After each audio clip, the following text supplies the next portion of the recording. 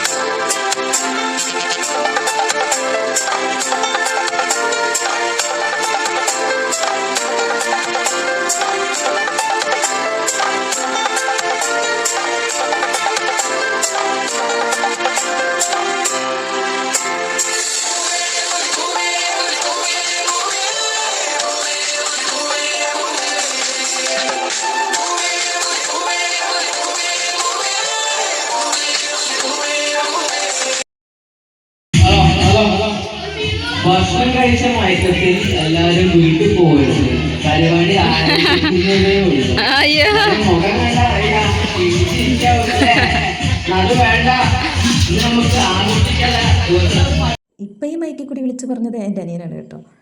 അവൻ്റെ കയ്യിൽ മൈക്ക് കിട്ടിക്കഴിഞ്ഞ് കഴിഞ്ഞാൽ പിന്നെ ചിരിക്കാനുള്ള വക അതിൽ തന്നെ ഉണ്ടാകും. ഇതുപോലെ മൈക്ക് കിട്ടിക്കഴിഞ്ഞ് കഴിഞ്ഞാൽ ചിരിക്കാനുള്ള വക ഉണ്ടാക്കി തരുന്ന ഒരാളാണ് കേട്ടോ ഞങ്ങളുടെ ജീച്ചേട്ടൻ. പക്ഷേ ചില പ്രത്യേക സാഹചര്യങ്ങളായിട്ട് ആൾക്ക് ഈ പരിപാടിയിൽ പങ്കെടുക്കാൻ പറ്റിയിട്ടില്ല. ഒരു 19 പേരുള്ള ഒരു പരിപാടിയായിരുന്നെങ്കിലും ഒരു 100 ആളിൽ കൂടുതലുള്ള ഒരു പ്രതീതിയായിരുന്നു കേട്ടോ ഞങ്ങൾക്ക് അവിടെ. പ്രായം ഒരുപാട് വ്യത്യാസമുള്ള ആൾക്കാരാണ്. അമ്മമാർ, അച്ഛന്മാർ, കുഞ്ഞു കുട്ടികൾ, അനിയത്തിമാർ, അങ്ങനെ ഒരുപാട് പേരുണ്ടെങ്കിലും എല്ലാവർക്കും ഒരേ വൈബായിരുന്നു കേട്ടോ. നാണമോ നാണക്കേടോ ഒന്നും ഉണ്ടായിരുന്നില്ല. എല്ലാവരും നമ്മുടെ ആൾക്കാർ. അങ്ങനെ സുന്ദരിക്ക് പൊട്ടുതൊടൽ, കസേരകളി, ലെമൺ സ്പൂൺ, അങ്ങനെ പരിപാടികൾ ഓരോന്നായിട്ട് ഇങ്ങനെ നടന്നുകൊണ്ടിരിക്കുകയാണ്.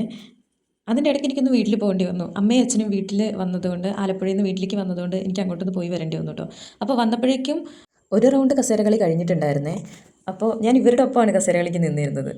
അങ്ങനെ കസേരകളിയിൽ ഓരോരുത്തർ ഔട്ടായി പോയി. ലാസ്റ്റ് ഞാനും രാഹുലും മാത്രമായി. അങ്ങനെ അതിവിദഗ്ധമായി അവൻ എന്നെ കള്ളക്കളി കളിച്ച് തോൽപ്പിച്ചിരിക്കുകയാണ്.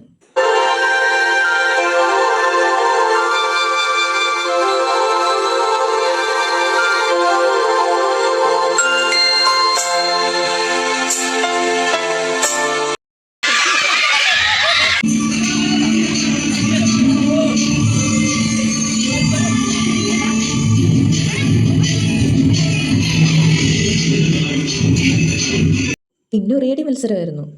ഈ ഉറി ഞാൻ അടിച്ച് പൊട്ടിച്ചെന്ന് പറഞ്ഞാൽ ആരെങ്കിലും വിശ്വസിക്കുമോ? പക്ഷേ ഒരു പറ്റിയത് എന്താണെന്ന് വെച്ച് കഴിഞ്ഞാൽ ഇതിന് വീഡിയോ എടുക്കാൻ പറ്റില്ല. ഇപ്പം ബാക്ക്ഗ്രൗണ്ടിൽ കേട്ടത് എൻ്റെ അമ്മയുടെ ശബ്ദമാണ്. ഈ പാതിരാത്രി ഇരുന്ന് വോയിസ് കൊടുക്കുന്നത് കേട്ടിട്ട് വന്നതാണേ, കഴിഞ്ഞില്ലേന്ന് ചോദിച്ചിട്ട്. അപ്പം നമ്മളെവിടെയാണ് പറഞ്ഞു നിർത്തിയത്? വീഡിയോയുടെ കാര്യം.